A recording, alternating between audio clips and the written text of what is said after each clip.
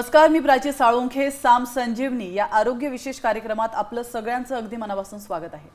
आज आपण चर्चा करणार आहोत संपूर्ण काही लिव्हर या विषयावर. आणि या विषयावर चर्चा करण्यासाठी आपल्या सोबत आहेत मेडिकवर हॉस्पिटलचे यकृत प्रत्यारोपण सर्जन डॉक्टर शरण नरुटे. आपण त्यांचं स्वागत करूयात. सर, कार्यक्रमात आपलं खूप खूप मनापासून स्वागत आहे. तर कार्यक्रमाला आपण सुरुवात करणारच आहोत, मात्र डॉक्टर शरण नरुटे यांच्याविषयी थोडक्यात जाणून घेऊयात. तर डॉक्टर नरुटे हे भारतातील एक आघाडीचे यकृत प्रत्यारोपण सर्जन आहेत. ते मेडिकवर ग्रुप ऑफ हॉस्पिटल्सचे संचालक आणि प्रमुख यकृत प्रत्यारोपण आणि HPB विभागामध्ये कार्यरत आहेत. मेडिकवर हॉस्पिटल ग्रुप संपूर्ण भारतामध्ये पसरल्याचं आपल्याला माहितीच आहे आणि त्याचे 25हून अधिक केंद्रे आहेत.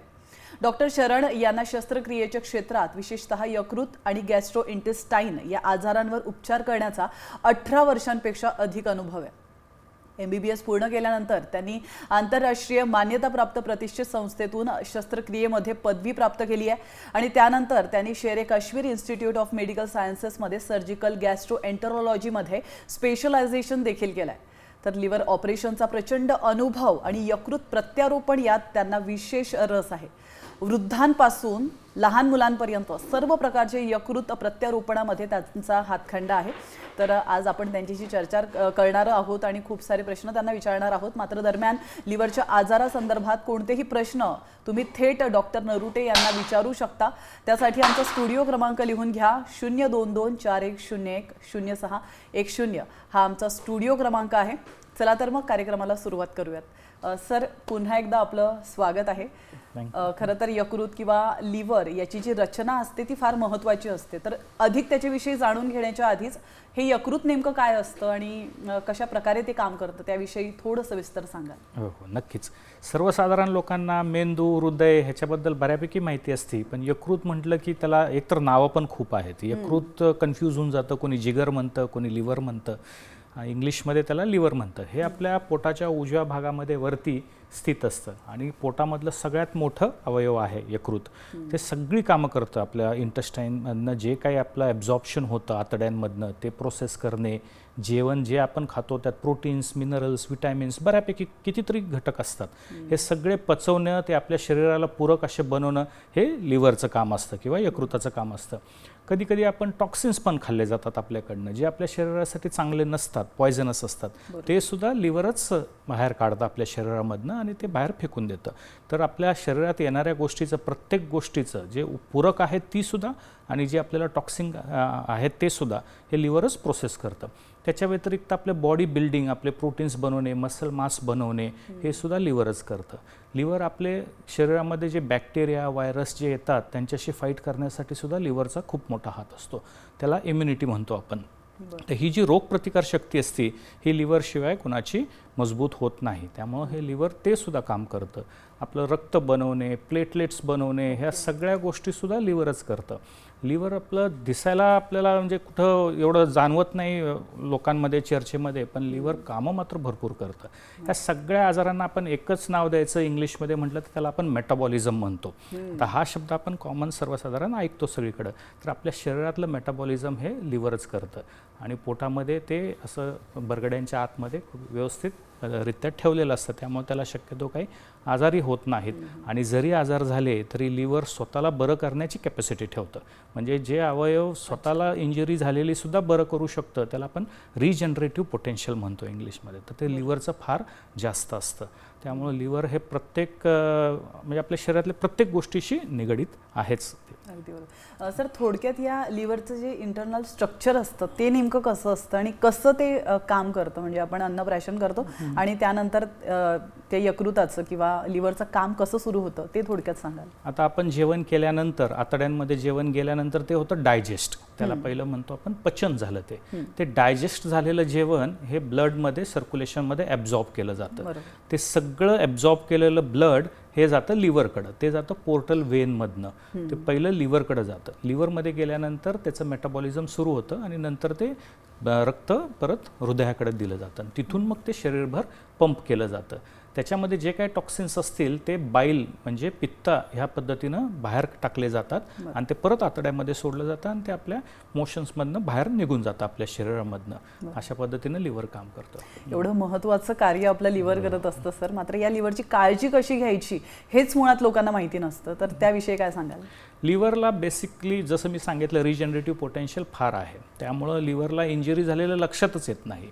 जोपर्यंत 70-80% लिव्हर डॅमेज होत नाही किंवा काम कमी करत नाही तोपर्यंत सर्वसाधारण लक्षात येत नाही. तर मग रोजच्या रोज गोष्टीमध्ये असं काय करावं ज्यानं लिव्हर आपलं चांगलं राहील?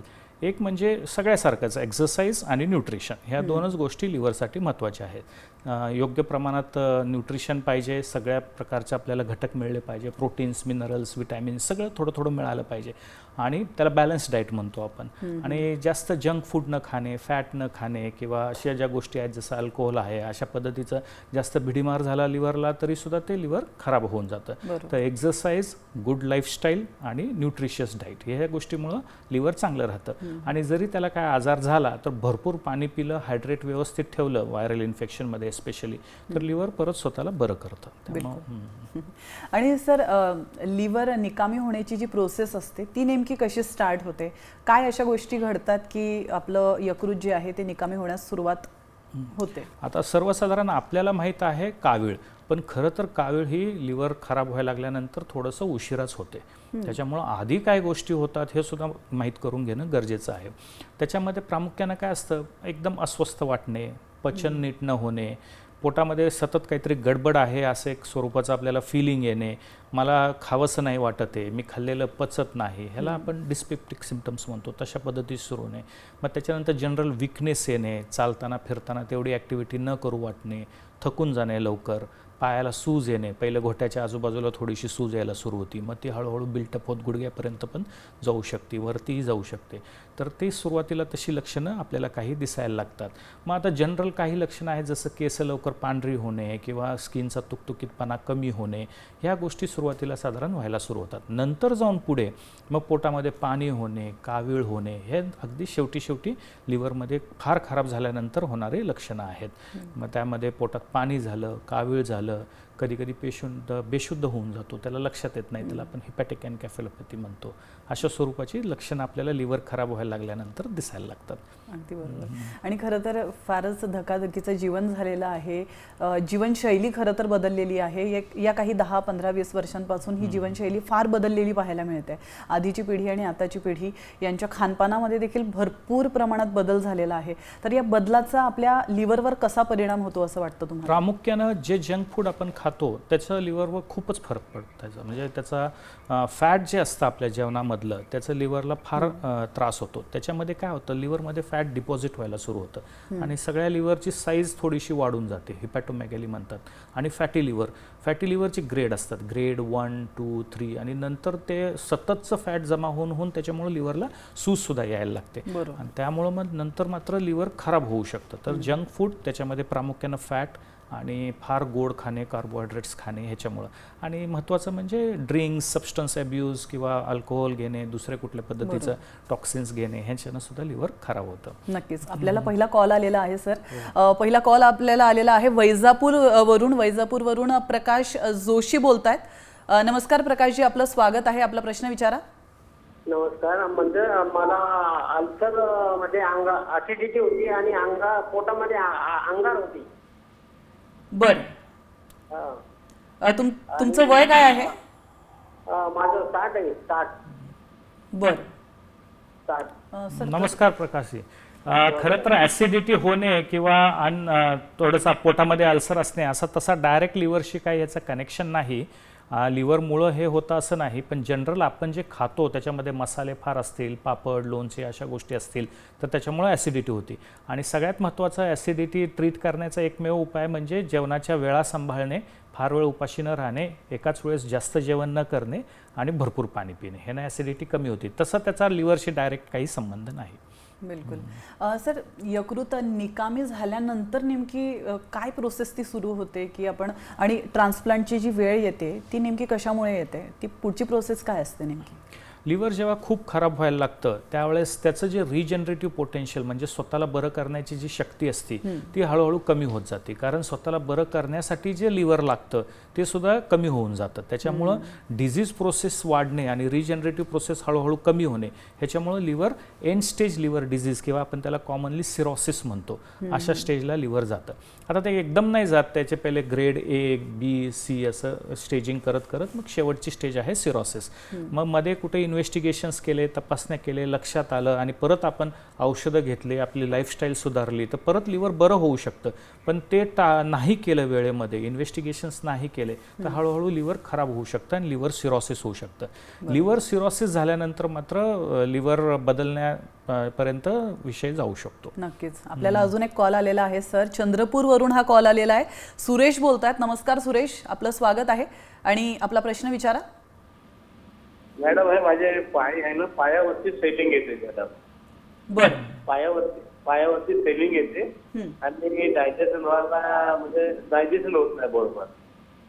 डायजेस्ट होत नाही. हा, पायावर सेलिंग आहे. आपलं सुरेश, आपलं वय काय आहे? माझं वय 58 आहे मॅडम. 58. नक्कीच सर तुमच्या प्रश्नाचं उत्तर देतील. सर, या गोष्टीचं म्हणजे पायावर स्वेलिंग येणं आणि इनडायजेशन याचा काही आपल्या यकृताशी काही संबंध? लिव्हर जेव्हा खराब व्हायला लागतं तेव्हा पायावरती स्वेलिंग येऊ शकते. आणि फक्त लिव्हरच एक गोष्ट नाही, किडनीच्या आजारामध्ये सुद्धा पायाला स्वेलिंग येते, हार्टच्या आजारामध्ये पण पायाला स्वेलिंग येते. तर हे 3 अवयव जास्त प्रामुख्यानं कारणीभूत असतात पायावर सूज येण्यासाठी.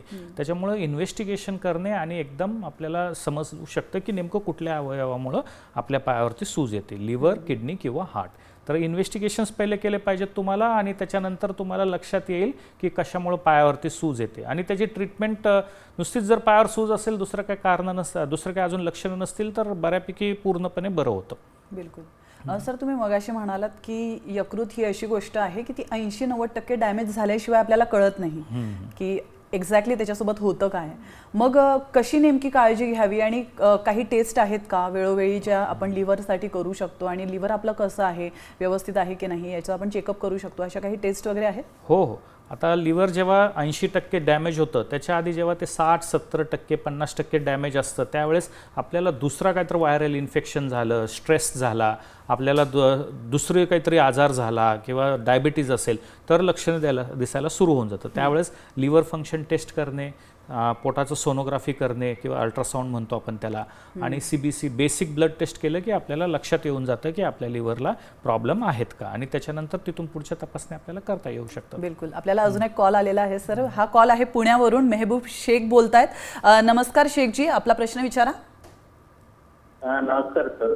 नमस्कार. सारखं ढेकर कशामुळे येतात ते विचारायचं. सर, ढेकर कुठे येतात?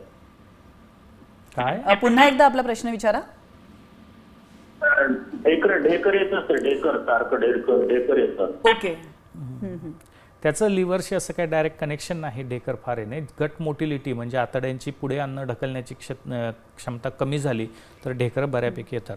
पण सगळ्यात महत्त्वाचं कारण आहे जेवणाच्या वेळा आणि भरपूर पाणी पिणे, त्याच्यानं ह्या प्रॉब्लेम सॉल्व्ह होऊ शकतात.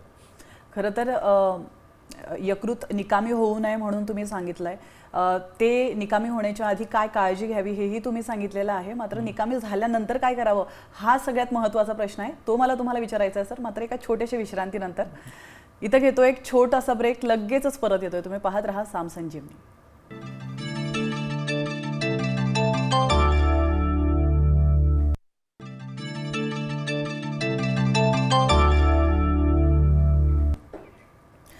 ब्रेकनंतर साम संजीवनीमध्ये पुन्हा एकदा आपलं स्वागत आहे. संपूर्ण काही लिव्हर या विषयावर यकृत प्रत्यारोपण सर्जन डॉक्टर शरण नरुटे आपल्याला मार्गदर्शन करतायत, आपल्यासोबत चर्चा करतायत. सर, पुन्हा एकदा वळूयात आपल्या चर्चेकडे.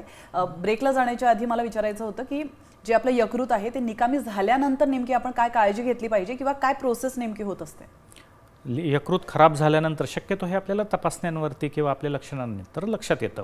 यकृत खराब झाल्यानंतर आपल्याला बेसिक सगळ्याच तपासण्या केल्या पाहिजेत. त्याच्यात इम्पॉर्टन्स काय आहे की कशामुळं खराब झालं, म्हणजे आपल्याला कॉज फाइंड आउट केलं पाहिजे. मग प्रामुख्यानं अल्कोहोल असू शकतं, हिपॅटायटिस बी असू शकतं, हिपॅटायटिस सी व्हायरस लागण झालेली असू शकते, किंवा फॅट जास्त असल्यामुळे शरीरामध्ये नॉन अल्कोहोलिक स्टिएटोहिपॅटायटिस म्हणजे ज्या फॅटमुळं लिव्हरला सूज येणे तो आजार असू शकतो, ऑटोमिन डिझीज असू शकतं. असे कितीतरी प्रकारचे आजार आहेत. त्या सगळ्या आजारांमध्ये नेमका आपल्याला कुठला आजार झाला आहे हे शोध लावणं गरजेचं आहे.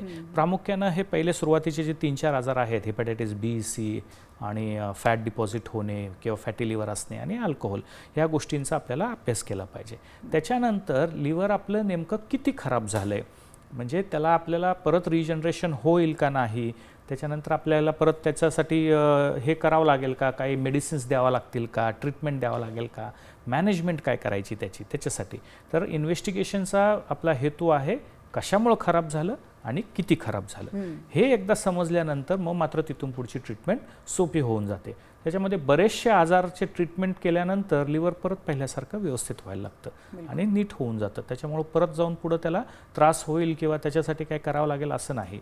काही आजारांमध्ये मात्र कायमस्वरूपी आयुष्यभर औषधं घ्यावं लागू शकतं. जसं डायबिटीज आहे, त्याच्यामध्ये आपल्याला नेहमीच औषध घ्यावं लागतात. तसं लिव्हरच्या काही आजारांमध्ये आपल्याला नेहमी औषधं घ्यावी लागू शकतात. हिपॅटायटिस बीचं, सीच्या इन्फेक्शनमध्ये तसं होऊ शकतं. त्याच्यानंतर आपलं किती खराब आहे, का खराब झालं हे लक्षात आल्यानंतर ते जर खरंच जास्त खराब असेल आणि आपल्याला लिव्हर बदलण्याशिवाय किंवा प्रत्यारोपण करण्याशिवाय किंवा ट्रान्सप्लांट म्हणतात त्याला इंग्लिशमध्ये, ते करण्याशिवाय जर पर्याय नसेल मग त्याच्यानंतर त्याच्या मागं लागलं पाहिजे. बिलकुल. सर, लिव्हर ट्रान्सप्लांट म्हणजे नेमकं काय आणि ही प्रक्रिया कशी असते संपूर्ण? लिव्हर ट्रान्सप्लांट म्हणजे कुठलंही ट्रान्सप्लांट म्हणजे काय, एखादा अवयव आपण पूर्णपणे रिप्लेस करतो, त्याला ट्रान्सप्लांट म्हणतात. लिव्हरच्या बाबतीत काय केलं जातं, जुनं लिव्हर सगळं काढून टाकलं जातं, त्याच्या जागी नवीन लिव्हर बसवलं जातं आणि त्याच्यानंतर ते लिव्हर पहिल्यासारखं काम करायला सुरू करतं. त्यामुळं लिव्हर काढणे आणि त्याच्या जागी नवीन लिव्हर बसवले ह्याला लिव्हर ट्रान्सप्लांटेशन म्हणतात. किडनीच्या बाबतीत जुनी किडनी नाही काढली जात, ती तिथंच राहू दिली जाते. पण लिव्हरच्या बाबतीत तसं नाही केलं जात. लिव्हरच्या बाबतीत जुनं लिव्हर काढलं जातं, कारण त्याच्यामध्ये परत जाऊन पुढं त्रास होतो त्या लिव्हरचा, कॅन्सर होऊ शकतात, म्हणून ते लिव्हर काढणे आणि त्याच्या जागी नवीन लिव्हर बसणे, त्याला म्हणतात लिव्हर ट्रान्सप्लांटेशन. बरं सर, हे लिव्हर ट्रान्सप्लांटेशनचे काही प्रकार आहेत का आणि किती प्रकार आहेत, कोणकोणते? लिव्हर ट्रान्सप्लांटेशन हे 2 प्रकारामध्ये डिवाइड केलेलं आहे. ज्याच्याकडनं आपण लिव्हर घेतो डोनेशनसाठी त्याच्याप्रमाणे ह्याचे फोड केलेले आहे. कॅडावरिक लिव्हर ट्रान्सप्लांटेशन म्हणजे काय, मेंदूमृत माणसाकडनं आपण लिव्हर घेतो डोनेट केल्यानंतर. आणि लिव्हिंग डोनर लिव्हर ट्रान्सप्लांट जो दुसरा प्रकार आहे, त्याच्यामध्ये घरामधला कोणीतरी व्यक्ती लिव्हरचा अर्धा भाग देतो. अशा पद्धतीनं लिव्हर हे 2 पद्धतीनं ट्रान्सप्लांट 2 पद्धतीनं करता येतात, कॅडावरिक लिव्हर ट्रान्सप्लांट किंवा लिव्हिंग डोनर लिव्हर ट्रान्सप्लांट. अशा पद्धतीनं ट्रान्सप्लांटचे 2 आपल्याला ब्रॉड क्लासिफिकेशन आहे. बिलकुल. सर, तुम्ही आत्ताच म्हणालात की जिवंत व्यक्ती देखील लिव्हर डोनेट करू शकते किंवा त्याचं लिव्हर आपण एखाद्या व्यक्तीला ज्याला गरज आहे त्याला देऊ शकतो. ती प्रोसेस नेमकी कशी असते? जर का एका जिवंत व्यक्तीचं लिव्हर द्यायचं म्हटलं तर मग त्या व्यक्तीला काय काळजी घ्यावी लागते? जसं मगाशी मी सांगितलं, लिव्हर रिजनरेटिव्ह खूप पोटेन्शियल आहे. त्यामुळं एखाद्या घरातल्या माणसानं लिव्हर द्यायचं ठरवलं आणि त्यानं त्याचं निम्म लिव्हर जर दिलं पेशंटला, तरी उरलेलं जे निम्म लिव्हर त्याच्या पोटामध्ये आहे ते वाढून परत पहिल्यासारखं मोठं होऊन जातं साईजला. अच्छा. त्याच्यामुळं लिव्हर हे डोनेट करता येतं आणि ते वाढायला आपल्याला वाटेल की त्याला खूप वर्ष लागत असेल, नाही, अगदी काही आठवड्यामध्ये 1.5-2 महिन्यामध्ये लिव्हर परत पहिल्यासारखं 90% साईज अटेंड करून टाकतं ते थोड्याच आठवड्यांमध्ये. जे अर्ध लिव्हर आपण पेशंटला दिलेलं आहे ते सुद्धा वाढून मोठं होऊन जातं, ते सुद्धा त्याच्या पोटामध्ये वाढतं आणि मोठं होतं. म्हणजे तेच अर्ध लिव्हर पूर्ण व्हॉल्यूम गेन करतं थोड्या 2-3 महिन्यामध्ये. त्यामुळं लिव्हर हे जिवंत माणूस सुद्धा डोनेट करू शकतो. बिलकुल. आपल्याला अजून एक कॉल आलेला आहे सर, जालन्यावरून मधुकर बोलतायत. नमस्कार मधुकर, आपला प्रश्न विचारा. मॅडम, फॅटी लिव्हर सांगितलेलं आहे, तुमचं एज काय आहे? प्रश्न असा आहे मॅडम, आमच्या पेशंटला फॅटी लिव्हर सांगितलं. पेशंटचं एज काय आहे सर, वय काय आहे? वय आहे 60 जवळपास. बरं, ठीक आहे सर. फॅटी लिव्हर फार कॉमन गोष्ट आहे, त्याचा लगेच बाऊ नाही केला पाहिजे. फॅटी लिव्हर ग्रेड 1 ग्रेड 2 जर असेल तर वजन फक्त कमी करणे आणि आपलं जे वजन आहे त्याच्या 10% वजन, म्हणजे एखाद्या माणसाचं जर वजन 70 किलो असेल किंवा 80 किलो असेल, त्यानं 7-8 किलो वजन जर कमी केलं तर बऱ्यापैकी फॅट लिव्हरमधलं रिझॉल्व्ह होऊन जातं आणि परत पहिल्यासारखं लिव्हर चांगलं बनवू शकतं. त्यामुळे ग्रेड 1 ग्रेड 2 फॅटी लिव्हरला फार बाऊ करण्यासारखं किंवा औषधं सुरू करणे असं काही करायला नाही पाहिजे. रादर वेट रिड्यूस केलं पाहिजे. वेट रिड्यूस केलं तर ते लिव्हर पहिल्यासारखं परत होऊन जातं. तेवढंच नाही, फॅटी लिव्हरच्या बाबतीत अजून एक गोष्ट कशी आहे की आपण जेव्हा वेट रिड्यूस करायला जातो त्यावेळेस पहिलं आपल्या लिव्हरमधलं वेट जास्त चांगलं रिस्पॉन्ड करतं फॅट कम्पेअर टू बॉडी. म्हणजे समोरून जरी माणूस फार बारीक झाला असं नाही वाटलं तरीसुद्धा चालण्या फिरण्याच्या लगेच सुरुवातीलाच त्याला लिव्हरमध्ये चेंजेस व्हायला सुरू होऊन जातं. त्यामुळं वजन कमी करणे आणि अगदी नाईलाज झाला तरच औषधं घेणे. पण आता वय जास्त असल्यामुळं त्या आपल्या पर्टिक्युलर पेशंटच्या बाबतीत आपल्याला दुसरीसुद्धा कारणं बघायला पाहिजेत. पेशंटला डायबिटीज आहे का, हायपरटेन्शन आहे का, कारण चान्सेस आहेत. तसं जर असेल तर डायबिटीजची ट्रीटमेंट योग्य केली पाहिजे, नाहीतर मग फॅट काही कंट्रोल होत नाही लिव्हरमधलं. त्यामुळं सायमल्टेनियसली डायबिटीजची ट्रीटमेंटसुद्धा योग्य पद्धतीनं केली पाहिजे. बिलकुल. आणि वयाच्या 60व्या वर्षी वजन कमी करण्यात देखील खूप प्रॉब्लेम येऊ शकतात. तर त्या संदर्भात काय सांगाल? त्यामुळंच शक्यतो त्यांच्या फॅटी लिव्हर हे वजनामुळं नसावं त्या एजमध्ये. हे यंग एजमधला जास्त प्रॉब्लेम आहे, असू शकतं तरीसुद्धा. पण त्याच वेळेस दुसरे आजार, मेटाबॉलिक आजार असणे, त्यातलं एक उदाहरण म्हणजे डायबिटीज आहे. थायरॉईडचे सुद्धा काही आजारांमध्ये, त्याच्यानंतर ब्लड प्रेशर किंवा हार्टच्या आजारांमध्ये सुद्धा तसं होऊ शकतं. आणि तसं जरी असेल तरी मी मगाशी म्हटल्याप्रमाणे सुरुवात फक्त करा वजन कमी करण्यासाठी. पहिला रिस्पॉन्स तुम्हाला लिव्हर हेल्थवरती मिळेल. नंतर फिजिकली वजन कमी हो नाही हो, जास्त दिसू नाही दिसू, पण फरक मात्र लिव्हरमध्ये जाणवेल. त्यामुळे हेल्दी लाईफस्टाईलने नक्कीच फरक पडेल. खरं तर आपण कार्यक्रमाच्या शेवटच्या टप्प्यात आलेलो आहोत. मात्र एक शेवटचा फोन आपण रिसीव्ह करूयात. कळंबोलीवरून हर्षद जगताप बोलतायत. नमस्कार जगताप, आपला प्रश्न विचारा. नमस्कार मॅडम. माझ्या मिसेसचं बर्ड चेरी सिंड्रोम म्हणून असं सांगितलेलं आहे आजार.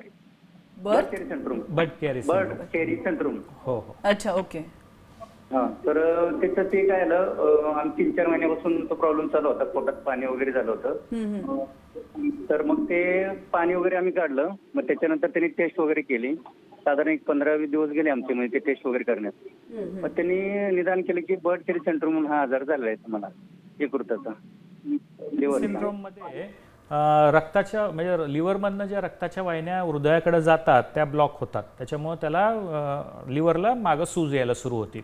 अशा वेळेस जर सुरुवातीला रेडिओलॉजिकली आपल्याला त्या रक्तवाहिन्या ओपन करून जर त्याच्यात स्टेंट टाकता आला तर लिव्हरचं काम परत पहिल्यासारखं होऊ शकतं. पण जर उशीर लागला, फार पुढा निघून गेला आजार, मग मात्र अवघड होऊ शकतं. आता कुठल्या टप्प्यामध्ये आजार आहे ते एकदा स्टडी केलं पाहिजे आणि आपल्याला फक्त स्टेंटिंग करून उपयोग होतोय का ते बघितलं पाहिजे. नाहीतर मग काही पेशंट्सला पुढे जाऊन ह्याच्यामध्ये लिव्हर ट्रान्सप्लांटसुद्धा करावं लागू शकतं. पण रिझल्ट चांगले आहेत लिव्हर ट्रान्सप्लांटचे सुद्धा. फक्त वेळ मात्र बर्ड कॅरी सिंड्रोममध्ये कमी मिळू शकतो कधी कधी. बरोबर. सर, आता शेवटचा प्रश्न. खरं तर किती % जे लिव्हर ट्रान्सप्लांटचे जे केसेस आहेत ते सक्सेसफुल होतात? खरं तर लिव्हर ट्रान्सप्लांटचं सक्सेस ह्या सर्जरीपेक्षा पेशंट वेळेत येणे ह्याच्यावरती अवलंबून आहे. जर पेशंट अगदी वेळेमध्ये आला आणि त्याला सांगितलं की तुला ट्रान्सप्लांट करावं लागते, ह्या तपासण्या आहेत, ह्याच्यामध्ये असा आजार सापडलाय, तर तुला ट्रान्सप्लांट करावं लागते. जर त्याने ट्रान्सप्लांट केलं तर हार्डली 3 to 4% रिस्क आहे फक्त. जवळजवळ 96-97% ऑफ द पेशंटचं ट्रान्सप्लांट सक्सेसफुल होऊन जातं. त्यामुळे ट्रान्सप्लांट खरंच खूप चांगली सर्जरी आहे. वेळेत जर केली ना त्याचे रिझल्ट्स एकदम छान आहेत. प्रॉब्लेम कुठे येतो, वेळेत होत नाही, कारण कॉस्ट पण जास्त आहे आणि डोनर घरामध्ये कोण लिव्हर देणार काय, ह्या चर्चेमध्ये, ह्या गोष्टींमध्ये आणि अज्ञानामुळे बऱ्याचदा नुसतं चर्चाच होत राहते. डॉक्टर्स बदलले जातात, हॉस्पिटल्स बदलले जातात, नुसतं पेशंटचं पैशाची पण हेळसांड होती, तब्येतीची पण हेळसांड होते आणि त्याच्यामुळे ट्रान्सप्लांटचे रिझल्ट हळूहळू कमी होतात. पण जर वेळेत ट्रान्सप्लांट केलं success rate is more than 95%. अगदी. आणि जसं तुम्ही म्हणालात की हेळसांड होते, तर अशा वेळेला योग्य डॉक्टरकडे जाणं देखील तेवढंच महत्त्वाचं आहे. नक्कीच. सर, तुम्ही कार्यक्रमात आलात आणि आमच्या प्रेक्षकांना इतकं सुंदर मार्गदर्शन केलं त्याबद्दल तुमचे खूप खूप धन्यवाद. आणि यासोबतच साम संजीवनीमध्ये वेळ झाली इथंच थांबण्याची. मात्र तुम्ही कुठेच जाऊ नका, पाहत रहा साम TV.